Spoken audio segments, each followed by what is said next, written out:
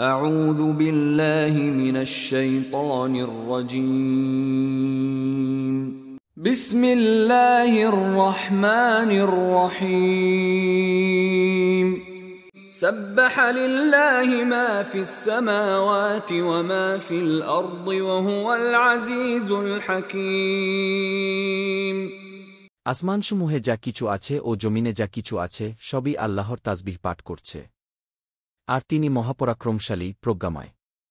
يا أيها الذين آمنوا لم تقولون ما لا تفعلون হে ঈমানদারগণ, তোমরা তা কেন বলো যা তোমরা করো না? كبر مقتا عند الله أن تقولوا ما لا تفعلون তোমরা যা করো না তা বলা আল্লাহর নিকট বড়ই ক্রোধের বিষয়।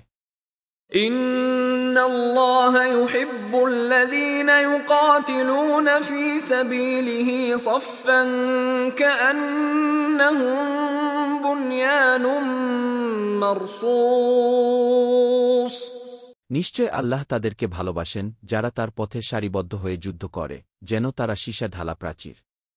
وَإِذْ قَالَ مُوسَى لِقَوْمِهِ يَا قَوْمِ لِمَ تُؤْذُونَنِي وَقَدْ تَعْلَمُونَ أَنِّي رَسُولُ اللَّهِ إِلَيْكُمْ فَلَمَّا زَاغُوا أَزَاغَ اللَّهُ قُلُوبَهُمْ وَاللَّهُ لَا يَهْدِي الْقَوْمَ الْفَاسِقِينَ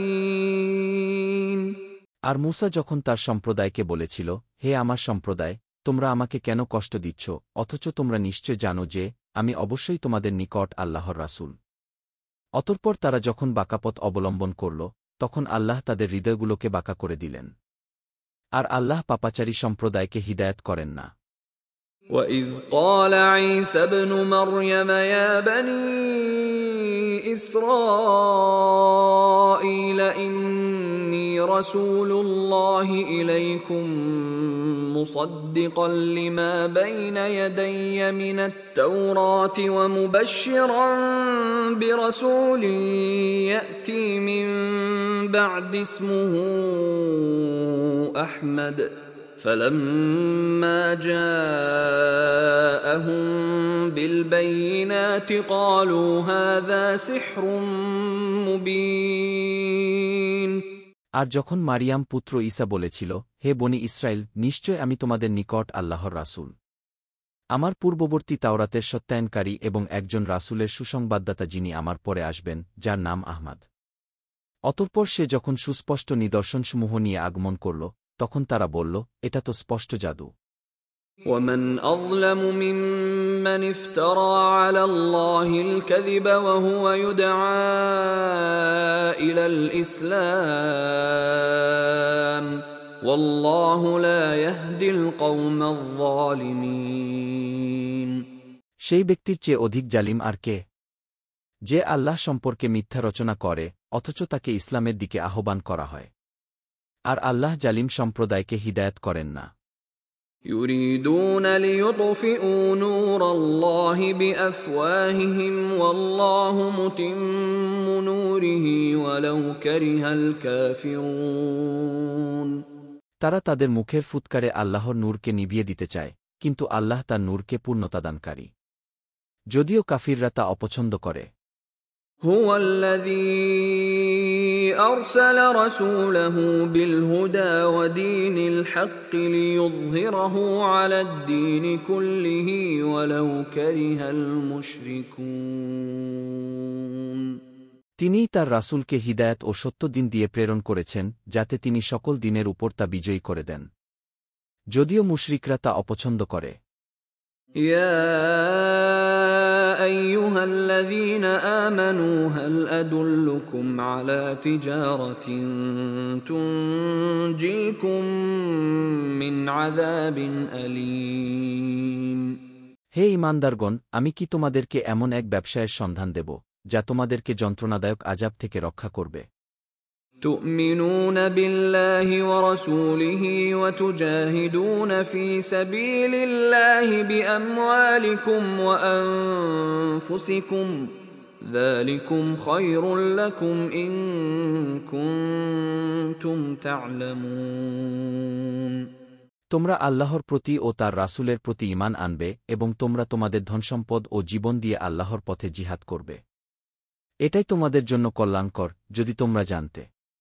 يغفر لكم ذنوبكم ويدخلكم جنات تجري من تحتها الأنهار ومساكن طيبة في جنات عدن ذلك الفوز العظيم। তিনি তোমাদের জন্য তোমাদের পাপসমূহ ক্ষমা করে দিবেন আর তোমাদেরকে এমন জান্নাতসমূহে প্রবেশ করাবেন যার তলদেশে নহরসমূহ প্রবাহিত এবং চিরস্থায়ী জান্নাতসমূহে উত্তম আবাসগুলোতেও প্রবেশ করাবেন। এটাই মহাসাফল্য। وأخرى تحبونها نصر من الله وفتح قريب وبشر المؤمنين। এবং আরও একটি অর্জন যা তোমরা খুব পছন্দ করো, অর্থাৎ আল্লাহর পক্ষ থেকে সাহায্য ও নিকটবর্তী বিজয়। আর মুমিনদেরকে তুমি সুসংবাদ দাও। يا أيها الذين آمنوا كونوا أنصار الله كما قال عيسى ابن مريم